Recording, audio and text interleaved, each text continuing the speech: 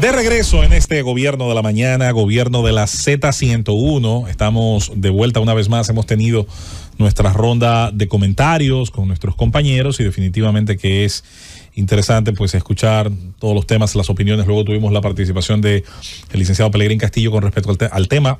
También tratado en los comentarios de la visita del secretario de Estado Marco Rubio en lo que implica esta gira por Centroamérica y el Caribe y bueno, la República Dominicana, al final nuestros intereses, cómo hacerlos prevalecer. Tenemos una visita interesante porque hablar con el licenciado Alberto Fiallo es además de hablar con un jurista, un abogado joven, con una visión interesante sobre todos los temas políticos, es hablar con alguien que ha querido cambiar, no dar un paso adelante en el ordenamiento jurídico de nuestro sistema político electoral.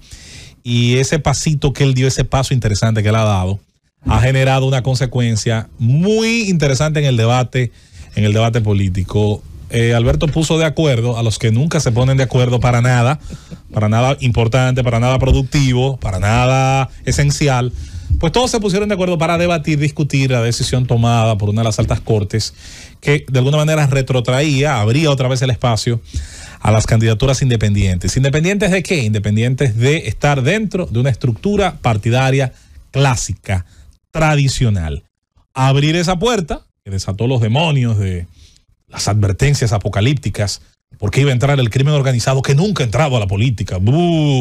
Iban a entrar tantos elementos amenazantes que todos sabemos no se atrevían a acercarse a los partidos. Embuste. Todo eso pues se ha discutido y debatido, pero hoy nos gustaría mucho profundizar este tema con el causante, el autor intelectual de esta situación y material también de este tema. Alberto, bienvenido. Bueno, también que la gente sepa que intentaste participar en el torneo anterior, fuiste aspirante a la senaduría del Distrito Nacional por Opción Democrática, luego decidiste, en una razón que yo apoyé públicamente, y las razones que tuviste, decidiste dar un paso al costado, y ahí nació ese interés de encontrar un espacio para una candidatura independiente. Felicidades por esa decisión, te apoyo y bienvenido al Gobierno de la Mañana. Gracias. La verdad que a mí lo que me encanta del Gobierno de la Mañana hoy, es el equilibrio que hay. Un equilibrio positivo, que hay 4 mujeres y 2 hombres. Y un invitado. Por lo menos hoy. Sí. Y hay un compañero que no binario, que no vino. De hecho, ojalá. Mira allá donde me traen a mí. Así es. Y ojalá que podamos tener un espacito cuando estemos evaluando el impacto que tiene la sentencia para ver qué nos trae de nuevo, qué nos ofrece, sobre todo a la mujer que quiera participar en política. ¿Cómo tú concibiste esa apreciación y estructurar ese proyecto, esa iniciativa? ¿Tú tenías la expectativa de que podría ser aprobada, de que podría pasar? Absolutamente no. Yo creo que hay una capacidad instalada, intelectual y académica en todos los miembros del Tribunal Constitucional, porque los conozco a todos, excepto la magistrada Ami Ferreira, no había tenido el honor de conocerla. Pero también sé de que, digamos, que su buena fama la precede, pero a todos los conozco y les reconozco a cada uno la capacidad instalada para haber llegado, digamos, que a esa solución jurídica. Pero pensaba que, digamos, que la presión política y la presencia de la política en el Tribunal Constitucional no iba a permitir que pasara. O sea que, don José, yo no me lo imaginaba. La verdad que fue una sorpresa también para mí. Esa es la verdad. Y nace, como bien habías explicado, que de hecho, qué bueno que estamos aquí. Yo siempre había querido que tuviéramos una oportunidad donde pudiéramos compartir ideas, porque recuerdo que en ese intercambio en Twitter tú decías, a pesar de mis diferencias ideológicas, apoyo a Alberto, y yo te decía, mira, la verdad que si nos reunimos tú vas a ver que hay menos coincidencias que diferencias. Pero sobre todo también había cierta aprensión porque a Opción Democrática la tenían, digamos, como un partido woke y más orientado, digamos, a la defensa de los temas de género, y no, realmente no es así. Pero bueno, todo esto surge de la decepción. Todo esto viene de que no pude participar, como bien explicaste, o se veía que no iba a poder participar en el torneo electoral. Le pedí a la Junta Central Electoral que hiciera uso de esos dos artículos de la Ley de Régimen Electoral que prevén las candidaturas independientes. Pero es como un anuncio, es como un coitus interruptus. Y no vamos a explicar eso, ¿verdad? Porque dice candidaturas independientes y luego decía el artículo hasta el 13 de diciembre del año pasado, decía que que tendría que, para presentarse una candidatura independiente, estar inscrita la persona que se pretende presentar en una organización política que haya sido previamente registrada en la Junta. Entonces, no tenía ningún sentido. Y no nació así. La figura de las candidaturas independientes tiene 100 años en nuestra legislación a partir de 1926. Y entonces en ese momento lo que se le pedía al candidato o candidata independiente era que presentara una solicitud ante la Junta Central Electoral y que presentara la firma de 2.000 sufragantes. Eso ya tú lo sabes, Julieta, porque yo estuve en tu programa. Así es. Entonces, ese honor. Así es, no, tú a mí. Entonces, digamos que eso es lo único que se le pedía. Luego, en 1936 años después, en 1962, entonces, digamos, nace esta deformidad, que es que el legislador exige que el candidato o candidata independiente tenga que estar previamente registrado. Y eso fue precisamente lo que corrigió el Tribunal Constitucional. Y en el 2028, no es que hablamos en el 2028, no. En el 2028 vamos a ver una realidad completamente diferente. Cómprense una caja de Coca-Leca, don Rosendo, que esto va a ser una movie. Yo creo que sí. Estoy seguro que va a ser una movie. Yo un poco, qué bueno que lo dijiste, pero un poco para reafirmar, porque se entiende como que ahora se habilita la candidatura independiente. No, eso existía. Sí, nos retrotraímos. El Constitucional ha declarado inconstitucional parte de los artículos que de alguna manera equilibraba a las candidaturas independientes, a lo exigido a las candidaturas ordinarias. Y ha dicho que ahora, con 75 días, cualquiera puede ir, no tiene que estar afiliado a nada, y se abre una puerta, que ya la vimos un poco con el tema de Leonel Fernández guardando las distancias. ¿Qué pasaría si un candidato que está dentro de un partido político va a un mecanismo de competencia interna y por alguna manera no resulta ganador, si puede organizarse e ir como un candidato independiente? ¿Y qué tú piensas? Bueno, ya tú has dicho que tú saludas que personas populares puedan ser candidatos independientes. Lo leíste. No, yo lo vi con sí. Preocupación, vi el encomio que le hiciste a nuestro querido Alofoque. Entonces quería saber qué tú piensas, si no puede servir este mecanismo, pues para hacer peor la sal que el chivo, para que entonces vayan gente que no tengan el mínimo sedazo y se presenten allí y a través del clientelismo logran imponerse. Ok, bueno, es una pregunta muy inteligente, pero que tiene varias aristas, ¿verdad? Vamos primero con el tema de Alofoque. De hecho, yo no, esa no es mi pregunta. No, yo lo sé. Si tú lo quieres desarrollar, está bien. Sí, me regala un segundo nada más para explicar, porque realmente fue todo lo contrario en encomio. Lo que yo he dicho abiertamente es que no hay forma de que estemos más separados ideológicamente, Alofoque y yo. Sobre todo por los valores que se promueven en sus plataformas, pero que yo por su derecho a participar peleado con cualquiera. Y eso fue lo que dije precisamente. Pero no, sí, pero también dije que es un poquito tarde para hacer el análisis por parte de los partidos políticos de que haya miedo a que una figura como Alofoque se cuele en la política, cuando la razón de ser de que Alofoque pueda tener cierto nivel de, digamos, de posibilidad, digamos, aparente, con views y con likes, ¿ok? Porque una cosa son las elecciones y otra cosa es eso.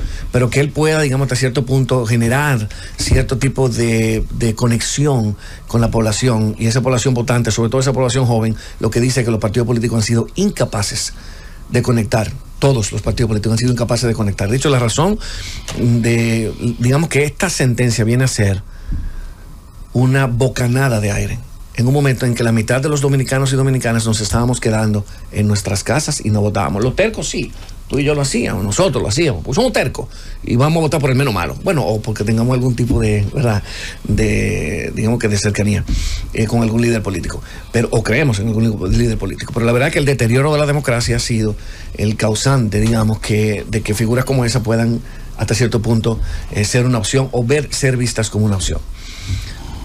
Con relación al núcleo de la pregunta, en el sentido, bueno, primero tiene dos aristas. Una, la preocupación de los partidos políticos de que pueda haber un tipo de, una suerte de atomización. Es decir, y vamos a ponerlo puntualmente, el partido de gobierno, que es el partido que más acumula presidenciables, de repente pueda Así es. Y lo que más también me gusta es que hay un equilibrio. También hay mujeres con una posición bastante potente entre los y las presidenciables, que de repente pueda no estar de acuerdo con el resultado o simplemente creer que tiene la suficiente fuerza como para hacer una opción electoral como presidente y que pueda, digamos, que serlo como candidato independiente. Lo cual elimina, o más bien saca de la discusión, el tema del transfugismo, porque no puede haber transfugismo cuando usted se va a hacer su propio candidato.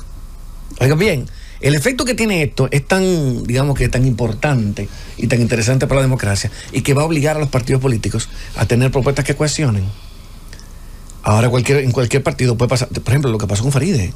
Vamos a poner el ejemplo de Faride. Yo creo que Faride era una excelente candidata para el Distrito Nacional. Faride hubiera tenido la posibilidad, yo no sé qué decir. Prefirieron al peor.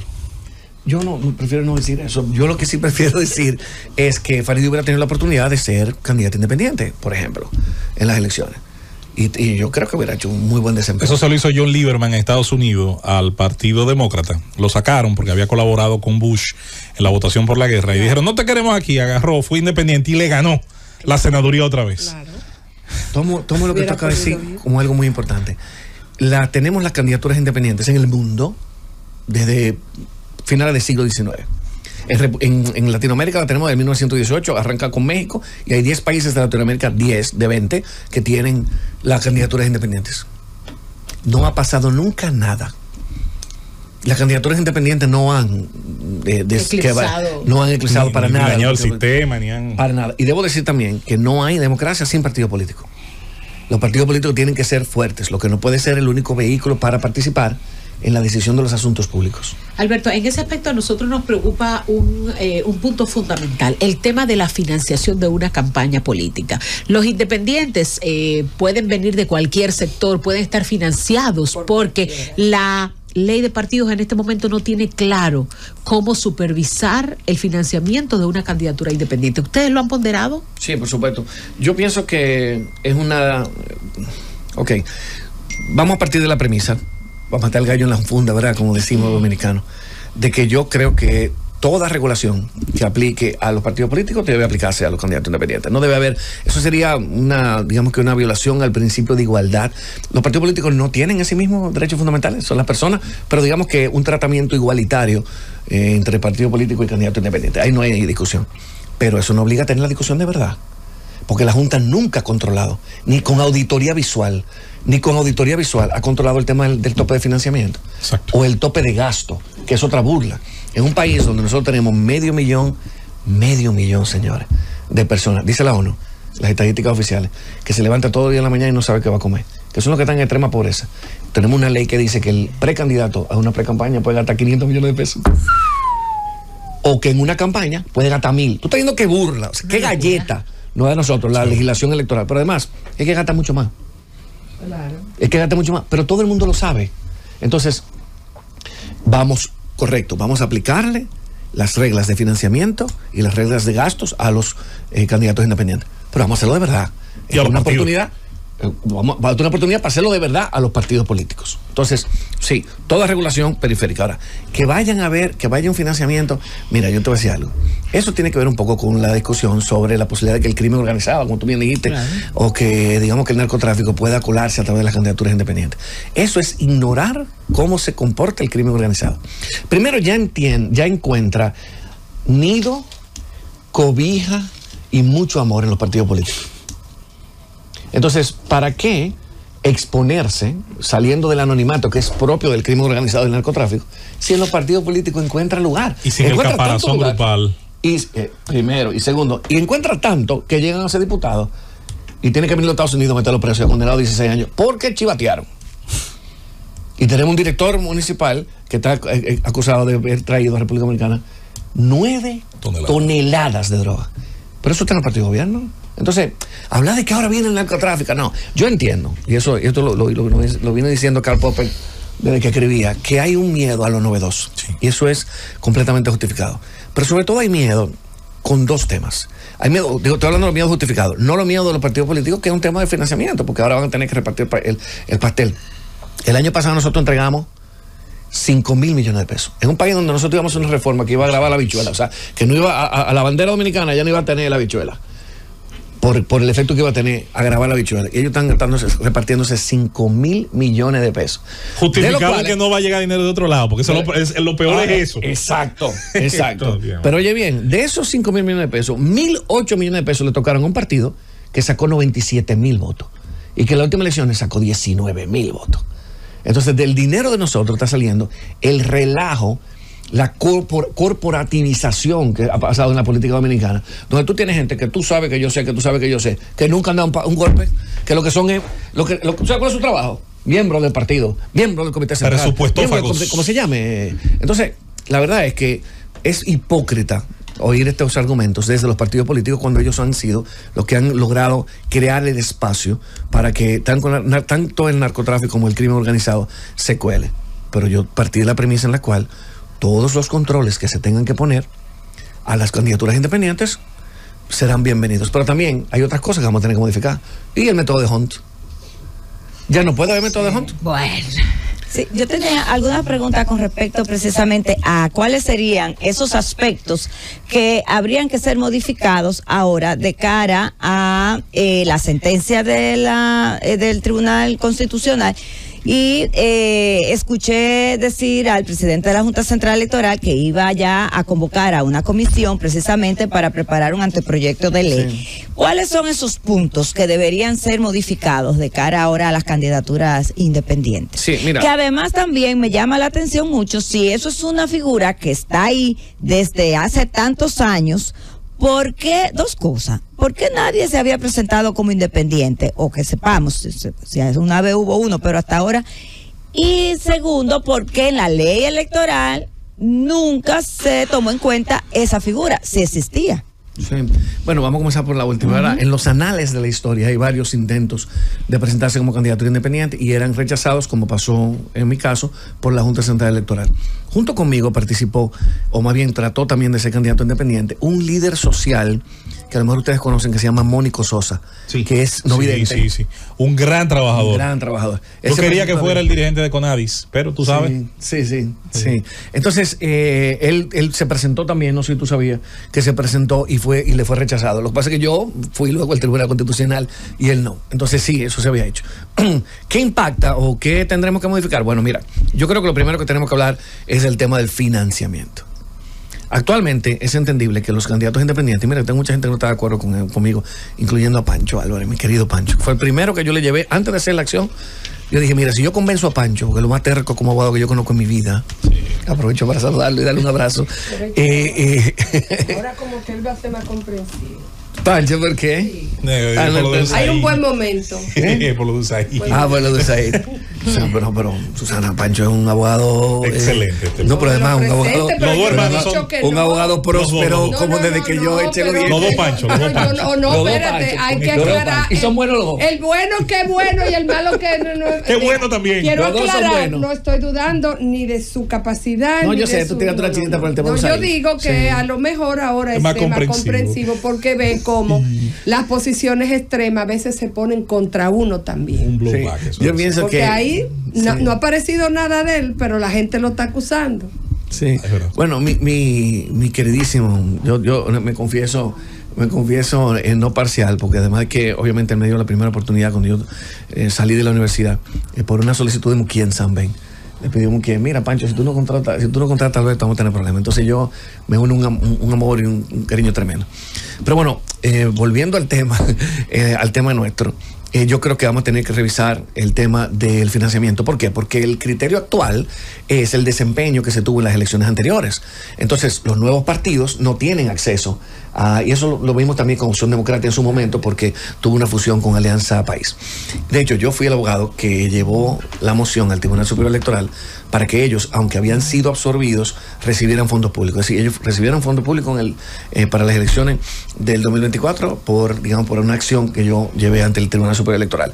Entonces, financiamiento público es importante, es decir, incluirlos en que dependiendo del desempeño que tengan, porque yo no tengo ninguna duda que en el 2028 vamos a tener candidatos y candidatas independientes que van a ganar las elecciones. Alberto, la situación ahora de la intención de un grupo dentro del Congreso de generar lo que llaman una regulación, un reglamento a las candidaturas independientes. ¿Qué sensación te produce? ¿Da mala espina? ¿Crees que pudiera ser un debate confiable en que, perfecto, se pongan unos parámetros, X cantidad de firmas, X cantidad de avales, unas condiciones, digamos, homologables a las que ya existen? Lo digo porque pudiera perfectamente convertirse como algunas figuras legales que ya existen en otros campos. Están ahí, pero para que nunca se usen. Están ahí para que nunca se apliquen. Sí, como había pasado. ¿Cuál es tu visión sobre este apresto? Bueno, nosotros estamos muy expectantes, ¿no? Pero con mucha energía de qué va a pasar ahí. ¿Por qué? Porque la sentencia se basta a sí misma. La sentencia ya ha dicho cuáles son los requisitos. Los parámetros, pero cuáles son los requisitos de fondo. Okay. Tú necesitas tener un programa de gobierno, un equipo de trabajo y el 2%, un movimiento que te presente, accidental y espontáneo, que represente por lo menos el 2% de los votos válidos emitidos en las elecciones anteriores. ¿De la demarcación o de el universo? No, en el lugar donde apliques. De que aspires. Si eres regidor, evidentemente en tu circunscripción. Si eres diputado, en tu circunscripción. Si eres senador, en tu provincia. Si eres presidente, a nivel nacional. Eso es importante aclarar. Claro, y te doy los números. Y te quiero hacer una pequeñita salvedad. La pregunta que hizo Julieta tiene un interesante trasfondo histórico. Sí hubo, en un momento dado, yo sé que lo van a recordar nuestros compañeros que tienen mucha experiencia en el periodismo y la política, hubo 2 edades de oro de movimientos independientes municipales. Sí, el final de los 60 y los mediados de los 90. Sí. Movimiento Independiente Montecristeño, Movimiento Independiente Santiago Rodríguez, y uno de ellos estuvo muy cerca de alcanzar el poder municipal. Sí, yo creo que esto va a permitir a los líderes y lideresas comunitarias presentarse a las elecciones. Yo creo que donde más vamos a ver la expresión en el municipalismo. Es en el municipalismo. Estoy seguro. Sin duda. Sí. Sin duda. Vamos a llevar regidores. Y de hecho tenemos una plataforma que ojalá nos dé tiempo para conversar sobre eso, que va a apoyar a los candidatos y candidatas independientes que tengan la intención de participar y que obviamente no conozcan por ese nivel de desinformación natural que tenemos en República Dominicana. Entonces, la sentencia se basta a sí misma. Yo no creo que haya espacio para poner nuevos requisitos. Ahora bien, sí habrá una especie de regulación periférica. Cuando digo periférica, es que no pueden tocar el fondo, no pueden tocar el lugar, sino que todo lo que está alrededor. Método de Hond, financiamiento, tope de gasto, control del crimen organizado en este sentido. O sea, yo creo que todo esto son elementos que hay que tomar en cuenta a la hora de regular, pero no se podrán poner, sin violar la sentencia, no se pueden poner requisitos nuevos que pudieran obstaculizar la entrada de candidaturas independientes. Debo decir, para concluir y cerrar, el tiempo se nos ha ido, pero deberá haber una segunda oportunidad. Pero queremos claro, que haya una próxima.